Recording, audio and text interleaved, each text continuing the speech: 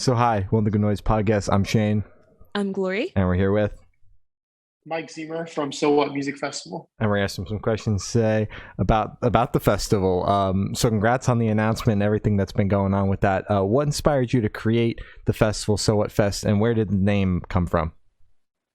So we started the festival in 2008.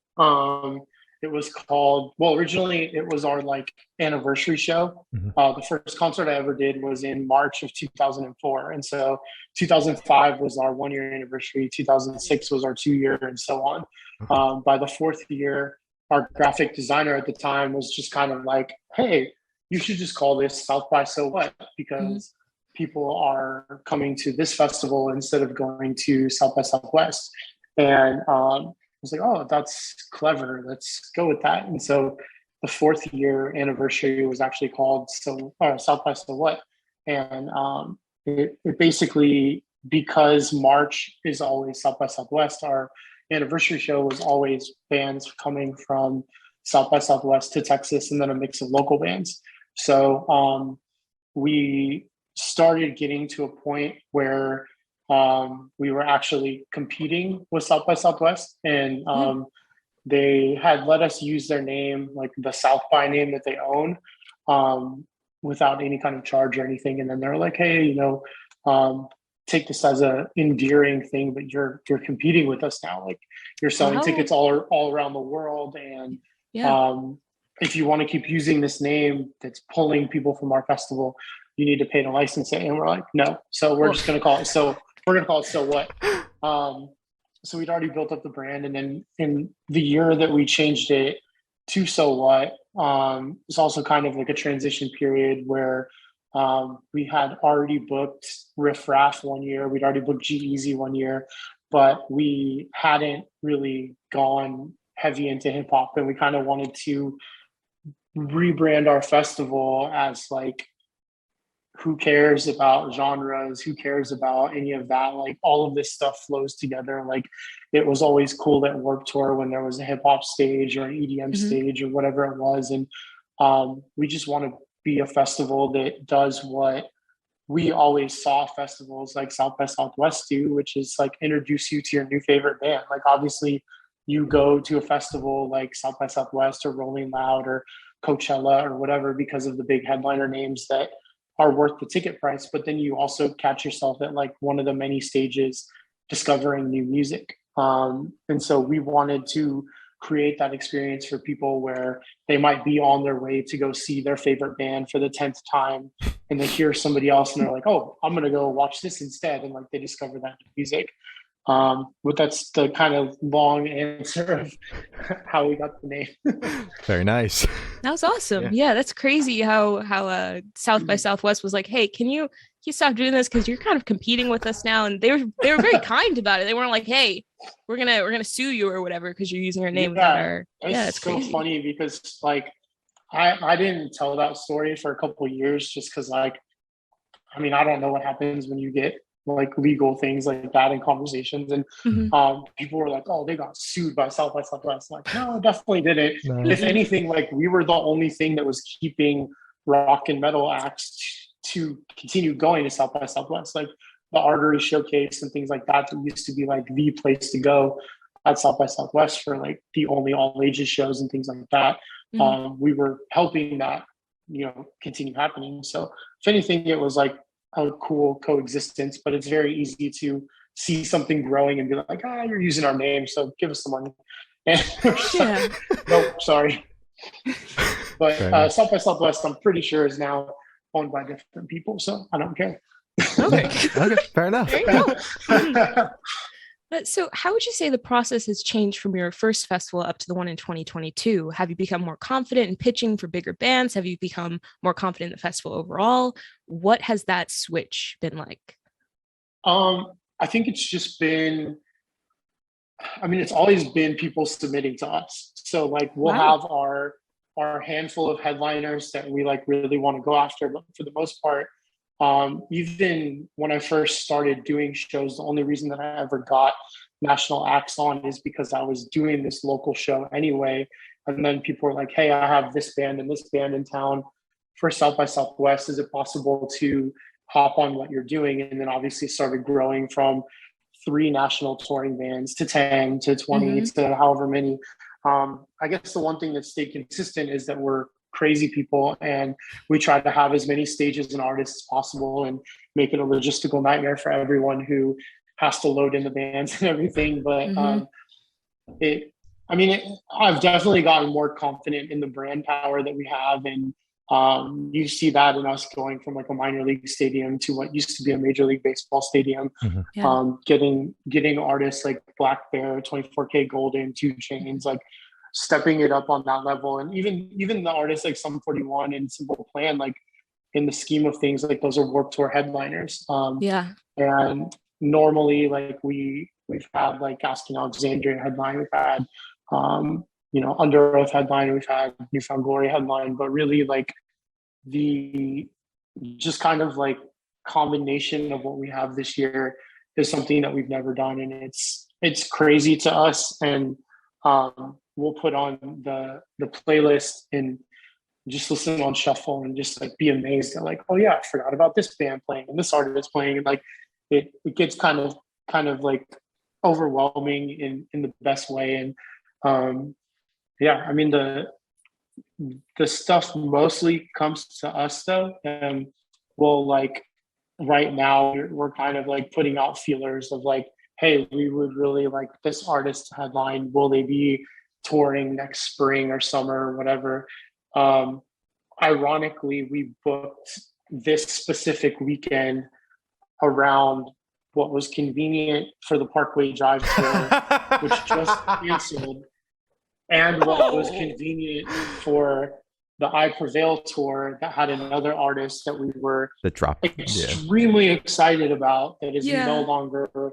It's no that longer tour's not happening. Oh man! Well, not at this time. Okay. Like, so there was a lot of tours. Even Black Bear was going to be doing a tour this spring, and that shifted. So, it's kind of like we're on a whole new weekend in a different time period, and I think it'll end up being good. But it's like that kind of dictated when we moved the festival too, because it's always been the same weekend as South by Southwest. We always get that overflow traffic, or like vice versa. But yeah, it's I think we're gonna keep this weekend and just keep doing what we're doing, because Memorial Day weekend, everybody's got Monday off anyway. So you guys picked a good weekend. Yeah. So you guys have close to 200 artists on the lineup this year, ranging all sorts of genres all over the place. What made you want to like put together a festival that's so rich in genres? It's just what I listen to. Like, I feel like the average person that loves music, not the person that loves hardcore, not the person that loves metal, not the person that loves hip hop. The average music listener doesn't stick to one genre. Like, I mean, I'd already kind of seen the transition of hip hop artists becoming rock stars, like going to Day and Night Festival like 6 years ago and seeing like Suicide Boys on a small stage with everybody like crowd surfing and moshing, and just kind of the energy. And like it's even more of a thing now with like all the collabs with like Travis Barker and like rappers wanting to be rock stars and rock stars wanting to work with rappers, and there's just so much crossover. I think that the downtime in 2020 and 2021 created a lot of interesting collaborations that probably would have never happened. And just looking through people's Spotify Wrapped, I was like, okay, I'm not the only one that's going from listening to 2 Chainz to the Wonder Years to Bring Me the Horizon. Like, there's a million of us, and like I think the majority of the response has been like overwhelmingly positive, and like as it should be. A lot of people, especially like college students and like people that are just like, they have a bunch of different friend groups, like they're very open to it. But there's definitely like an area of like our diehard like metalcore fans that are just like, what are you doing? And it's like, well, just stay at the 2 metal stages. Like exactly. There's plenty of metal bands there for you. The funniest thing to me is that like this is the most stages we've ever had. This is the biggest footprint we've ever had. So in theory and mathematically, this is the most metal bands we've ever had. This is the most pop punk bands we've ever had. Like whatever you're there for, there's more artists than you've ever seen before on the festival. So it's a lot of education of like, just look carefully at the flyer. Like you don't have to go watch 2 Chainz if you want to see somebody else. Like no one's going to force you to listen to whatever genre you don't want to listen to. But I really hope that you come to the festival and you understand what we're doing and what the vision is. There's obviously plenty of festivals that do things like this. I mean, Coachella, Lollapalooza, they mix it in. It's just that it's not that super heavy and then super pop punk and then super hip hop. Like it's kind of like all cohesive of like what's mainstream. I feel like we've just kind of combined some mainstream notable acts with a lot of underground on all levels, and that's what I love about it. Is like you're gonna see if you go look at like old Bamboozle videos, you see A$AP Rocky performing on the beach on a small stage, and he's like, him and his whole crew, like all the A$AP dudes are out there and they're like doing the interviews and just loving the camera, and like you can tell they have not experienced any of this. Like his album hadn't dropped yet, and he was just having so much fun being at this rock festival. And like that's the kind of stuff I want. I want someone to say that they came to our festival and at 2 p.m. they saw this rap artist who's now like bigger than Trippie Redd in a couple of years, or this big hardcore band or whatever. I love A$AP Rocky. No, he's one of my favorites. Like someone asked me, I'll do once we get close to the festival, like starting last night, I just get online late at night and like talk to people. And someone was like, what are 3 artists that you would love to book as headliners? And I was like, Bring Me the Horizon, Blink-182, and A$AP Rocky. Like that's my dream. That would be sick. And it's weird to the person that only likes Blink-182 or only likes A$AP Rocky or only likes Bring Me the Horizon. But to anyone that listens to music, you're like, okay, A$AP Rocky's been pushing boundaries lately. Blink-182, Travis Barker's been experimenting with every kind of music. And then Bring Me the Horizon, you can't even put a genre on them anymore. So like it all flows as long as you've like kept up with music since 2016. Exactly. You're right. So speaking about the massive and impressive amount of bands that you actually have on this lineup this year, how do you recommend a smaller band who's possibly listening to this, watching this interview right now, reach out to you and they want to be on the festival? Do they email you? Do they call you? What's that process like? What should they do? So we always post at the beginning of like teasing the festival a submission application. And this year over 900 people filled it out. Wow. And then we had also a submission thing on our website. So I obviously got like 100 emails there. I think between like DMs, emails, and that, we probably got almost 2,000 people that submitted, and like we're still getting it. My best advice is to just be professional. Like submit through that, maybe follow up. But when you follow up, include your name, include your music links. Don't attach files because it goes to junk mail when you attach too much music and photos.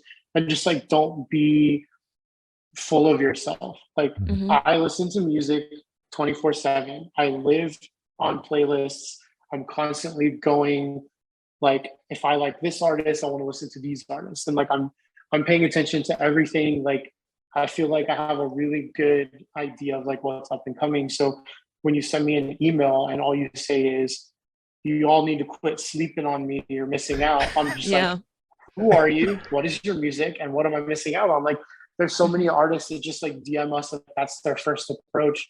And like, I mean, I get it. Like there's an ego thing that goes on with artists a lot, and that's just not the way to do it. Like, I'm not going to be impressed by that. Even if you are a great artist and I listen and I'm like, damn, this is really cool. And be like, yeah, but you like the way you approached it. Like, I don't feel like you were entitled. You thought you were entitled to it versus like earning it. And we really do like go through those submissions and we listen, and it gets very overwhelming by the time it's at 900, but we do find artists through there and we do book them. And like, I've signed artists to my small record label from there. I've managed artists out on there. Like, I've helped out artists in multiple ways that we found on there. So it's definitely the best way. I mean, there's also like, if you're on Twitter and you tweet me a link to a video, I'm probably going to click on it.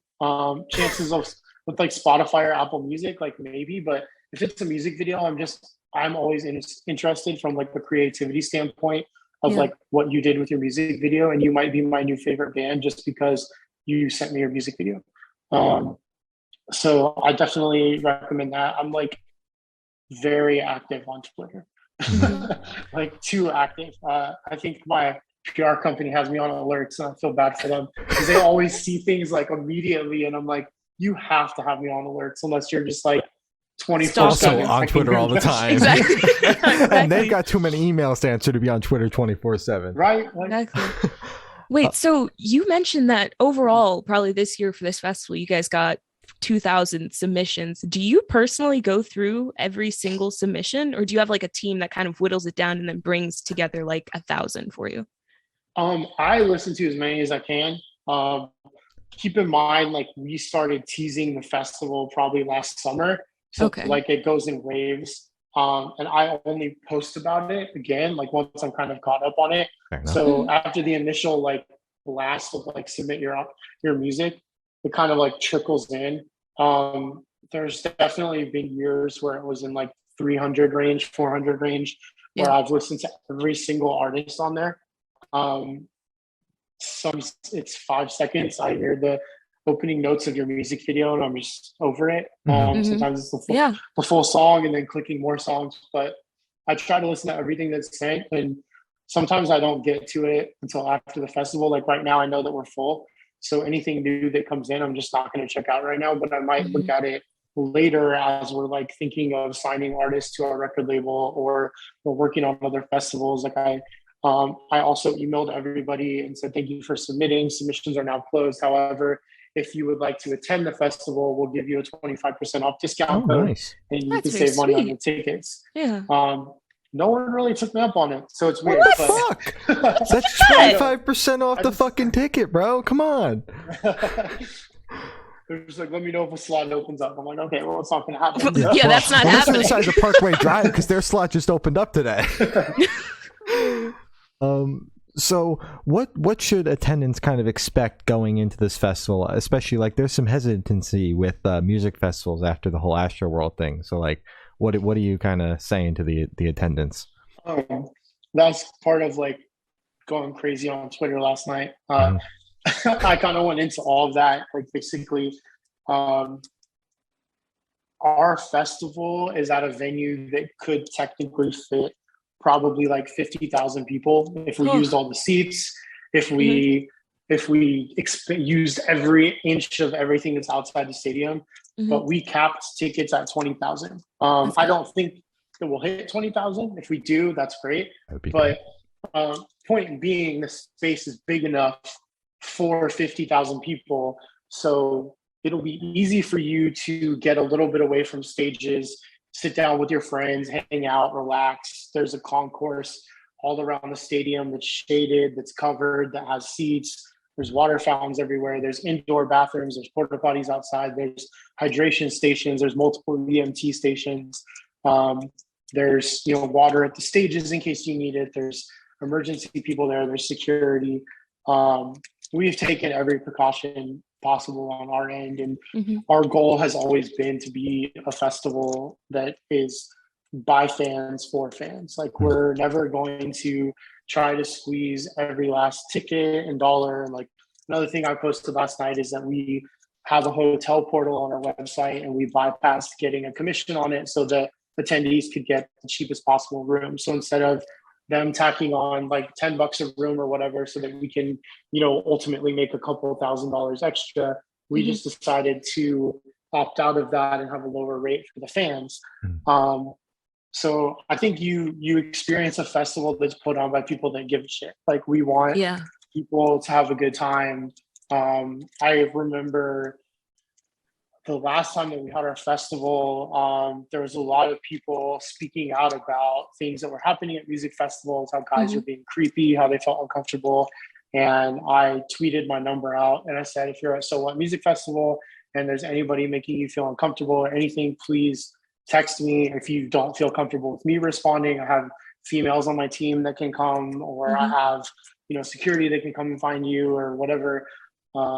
We're just like, I don't care. Like if you have my number for the rest of your life because I posted it and helped you out of a situation, like cool. And the cool thing about that was like I did have two people that texted me, and we did have one person removed that was like an ex-boyfriend that was there and he was harassing somebody. Oh, wow. But there was like nobody that took advantage of it. You know what I mean? Like nobody took my number and like texted me about their band or like anything like that. Like they were like, oh cool, I'm glad he's doing this, I'm not going to like ruin that. Which was cool. But like that's just kind of how we are. Like me and my business partner and our team, like we're all music fans. We go to concerts even if we're not putting them on. Like we still look for new music and we want everyone to have the best experience. Like I know what it's like to go to a music festival that overcharges on everything, doesn't have free water, doesn't care about anything other than their, you know, bottom line. And like that's not us. Like we have like a fan base that cares about us. Like yesterday when I was going through everything, like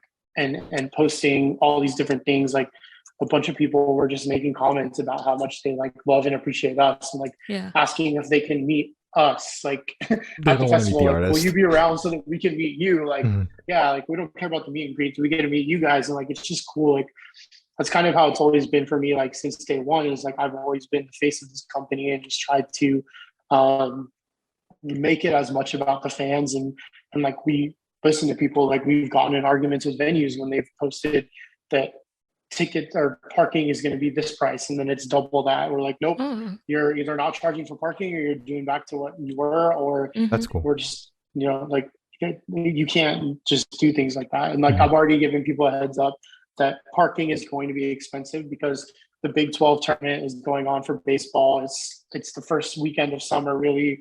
Six Flags is there. Like all these parking lots are controlled by outside companies that charge whatever they want. So just use Uber or Lyft and go to the Uber drop off. It's right by the entrance. You'll be fine. Like there's plenty of Ubers and Lyfts. You're not going to get stranded. I'd rather tell you to do that than pay for parking, but who knows if Uber is going to be surging or whatever. Like it's all a trick now. I appreciate how like open that you guys have been about everything, because you know, between Asher World and then everyone freaking out about When We Were Young Fest, there's a lot of hesitancy like behind these music festivals. So it's very important that these music festivals are as public as possible about everything. It was just so goofy. Last night someone was like, I wish y'all had booked all the hip hop artists and increased your ticket price. I was like, ticket prices didn't increase. Like our last festival for So What in Dallas was in 2017. In the last 5 years, the cost of everything has gone up. Everybody who was a gig worker stopped being in the gig economy. And now they're like, okay, well, if I'm going to go back to this, I want to make a livable wage. I want to get paid right. Exactly. And like, you have to do that. Like you have to pay people better.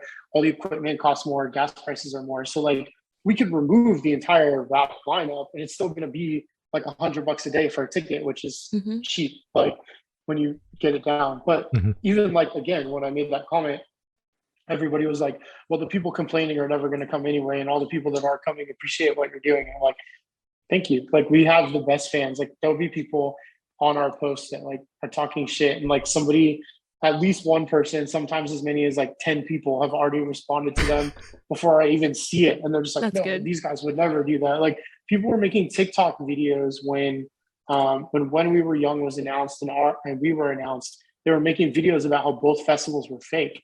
And people were like, your lineup's just that good. There's no way. they're like, we don't know about, you know, the logistics of When We Were Young, but with that, Mike Ziemer and Third String Productions have been doing this festival for, you know, 10 years now. And they actually do put these festivals on and they care about their fan. Like people are making TikToks defending me. And I'm like, I don't know you, but that's great. Yeah. I can't believe that people were like, yeah, this festival is fake. Out of all the festivals, yours is fake. Your lineup is just that good. Exactly.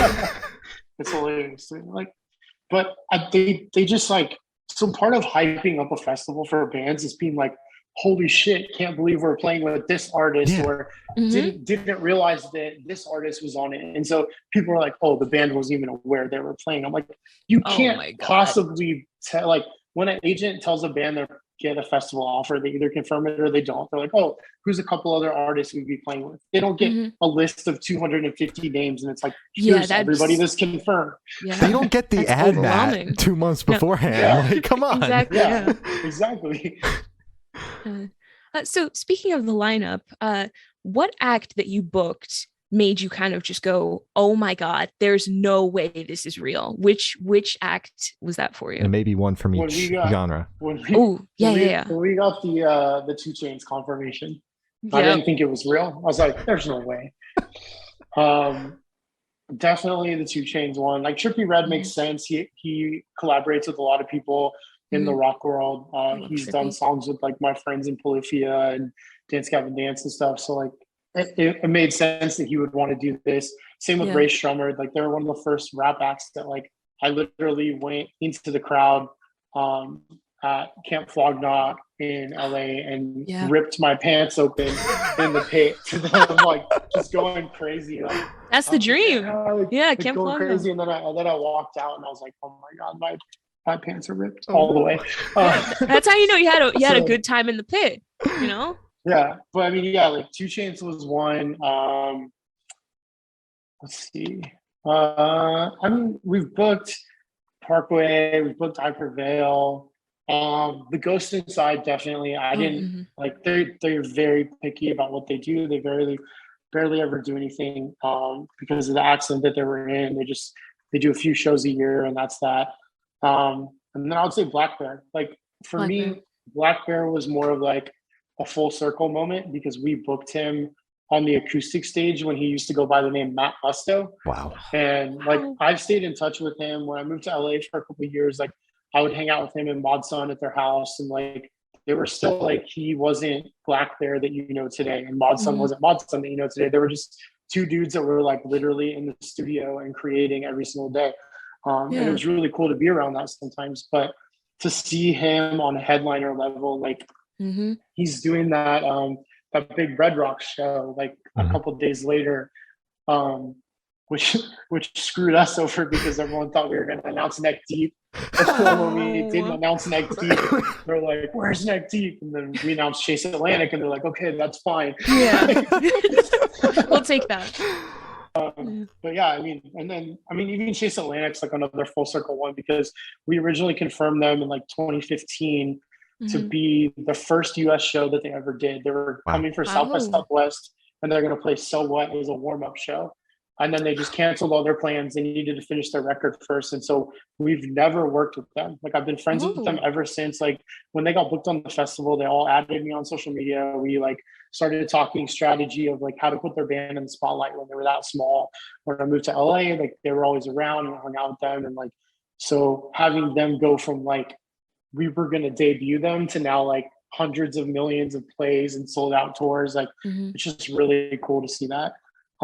Nothing that we booked was as surprising as 2 Chainz. So like that was just the one that like I didn't think we were ever going to get it done. I'm like, there's no way this dude's going to want to play our festival. Like, and then he did. So that's what matters. Rebecca Black is a crazy one too, and also how high she's built, like how big she's gotten. So for us, that was just like it fits. You know what I mean? Like she's maybe not that big yet, but I think if anything, it's just because people haven't listened. Like her new music is insane. Like she's so good. And she has such a big like cult following of fans. And she's great. So like putting her up there with 303, 100 Gex, like it just made sense. And like we were the first festival to book her. And then we noticed that she started getting booked on a bunch of other stuff. And like it's so exciting. Like I DM'd her the other day from the So What account, and I was like, we were just so excited to have you. Like when we posted her post and she shared it, and she's like, y'all are the best. Like this is just crazy because I remember like I heard that song and I hated that song and I never wanted to hear that song again. Yeah. And then all of a sudden I saw her on social media and her music, and I was like, who is this? Like. That's not the same person. No way. There's no and way. when I started listening, I'm like, I love this. Like, but I mean, like, she was a kid making basically a Disney song, and now she's an adult doing whatever she wants. It's like, okay, this is very different. This is an evolution that you want to see an artist have, and I'm so excited for her set. Like, she's gonna be awesome. Hell yeah, for sure. So can you talk just a little bit about like the process of like booking this festival and wrangling in all of these bands? It's I mean, we confirmed our last artist today. Like we've been booking for almost a year. So this is what happens is you start booking in like March, and then you have a strong lineup, and then plans change and artists drop. I can't say the artists that we were gonna have. I was gonna say whatever. Well, I'll tell you how different the lineup was gonna be, but I don't want to break people's hearts because a lot of people have been suggesting these artists. I think I might know. I'll ask later. So like the first offer that we ever sent was Bring Me the Horizon, and we were really trying to make that work, and then they couldn't do it because the festival they were going to play ended up not happening. So they're going to come to the United States for a couple shows. So that went away, and then we were kind of like debating: do we want to go like Deftones, Offspring, like mainstream, or do we want to stay underground? And so from there, we somehow landed on trying to get Limp Bizkit. Did that not work out? I guess Fred wasn't free. Well, no. Then the Coachella thing happened, or not Coachella, Lollapalooza, where he just like blew up again. Like their price like doubled overnight. And there's just no way. We're like, okay, maybe in the future. Yeah. But yeah, so like I mean, it's just funny because like you'll have like if I had a sketchbook of how many different lineups we thought we were gonna have, you're like, oh, that one would have been cooler. That one, like I think at one point the goal was that it was gonna be like Deftones, Bring Me the Horizon, Limp Bizkit. We're like, that's gonna sell out in a second. Oh yeah. And then it just like slowly got down to other things, and we confirmed Waka Flocka, and that was because we'd seen him at Warped Tour. We know that he fucks with the scene, and we're like, okay, we need some other hip hop artists, and we're like, hey, we have Waka Flocka on this festival. Here's the other artists that we have. It's kind of like Warped Tour meets Rolling Loud is what we're going for. And as soon as we said Warped Tour meets Rolling Loud, that's the perfect description. The agents started sending us like real hip hop submissions. And then we got like super deep in it. We'd already confirmed 2 Chainz, Trippie Redd, Ray Shremmerd, and I get a call. They're like, oh, Wiz Khalifa really would like to play your festival. Do you have room? And I'm like, honestly, I can't because we already have the headliners. And then they're like, Lil Wayne wants you to consider him for one of the other years. I'm like, what is happening? Like, oh my God. How are these people like, it's weird. Like it gets passed around so much, like the images that these artists see it. But it kind of is like that. Like we pick a couple bands like for headliners, and then you start building down from there. And then you get pitched a lot of like undercard stuff for like smaller opening acts. And then from March, April 2021 to now, they've become a lot bigger acts. Like when we first booked Snot, his new album wasn't out. He hadn't collaborated with A$AP Rocky. Like we knew he was starting to like sell out smaller rooms, make a name for himself at Rolling Loud, things like that. But we had no idea like the momentum he was going to get going into our festival, like where he's at now. Like his monthly listeners have like tripled, and the A$AP Rocky collab. And now he's like, touring with Limp Bizkit. Yeah, I love it. That's another thing, like that whole thing between like Snot and Dying Snot, like going on, and just like all the press he's been getting, it's great.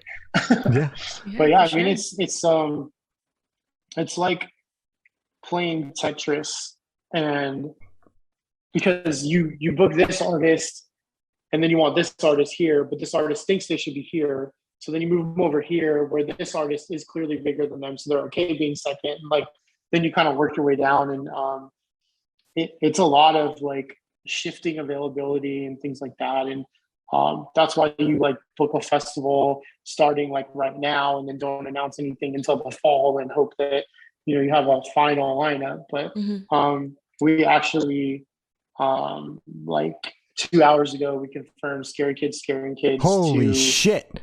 Play on Saturday, because we moved the Ghost Inside to Saturday since Parkway's gone, and then Black Dahlia Murder dropped. So we were like, who would go good with like the other scene bands that we have that day? And we're like, let's do Scary Kids Scaring Kids. Yeah. And then obviously we announced Under Oath as the Sunday winner, and then it will be Under Oath, Alexis on Fire. We announced We Came as Romans tomorrow, so We Came as Romans, The Devil Wears Prada, and then down from there. So everything is like super stacked. Like for me as a music fan, like I love Parkway Drive set. I love Parkway Drive. They're obviously a huge band. But for me personally, on what I listen to, having Under Oath close out the festival with We Came as Romans, Alexis on Fire, Double Works Prada, to me, that's just like that's a fantastic lineup. You know what I mean? Yeah. So, and that's the same day that I'm gonna have to be running between Chase Atlantic, Black Bear, The Main, Mod Sun. Like it's literally like when people made their dream Warped Tour lineups, that's kind of like what that day. That's kind of what the festival is, plus like the hip hop aspect of it. Yeah. Crazy. Oh my God, dude. It's insane. It's insane. So what is your game plan for the day of? Are you planning on just kind of trying to hold everything together? Will you be running around making sure everything goes smoothly? Or are you actually able to sit back and enjoy all your hard work, appreciate it, and actually watch the artist perform? So from like Wednesday to Monday, I probably like won't sleep. We have a Wednesday night kickoff event, and then we have pre-parties on Thursday, after parties each night. It really just depends. Like if the weather is good, if tickets have sold well, if artists aren't difficult, you'll catch me watching 50 artists in a day, like running from stage to stage with my schedule, like trying to catch everyone that I can.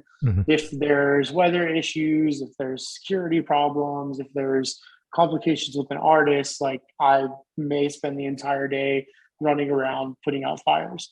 I do have a really great team of people, and I tell them all right before the festival starts that unless, you know, the building's on fire or like something super insane is happening, like try to handle things on your own. Obviously don't like not tell me if something really bad is going on, but if it's something stupid like 2 Chainz wants another bottle or something, like handle it. Like just give him another bottle. Give it to him. We got 2 Chainz. Don't be like 2 Chainz if you're watching this. You can have another bottle. 2 Chainz if you're watching this. You, the podcast is we're free when you're free, by the way.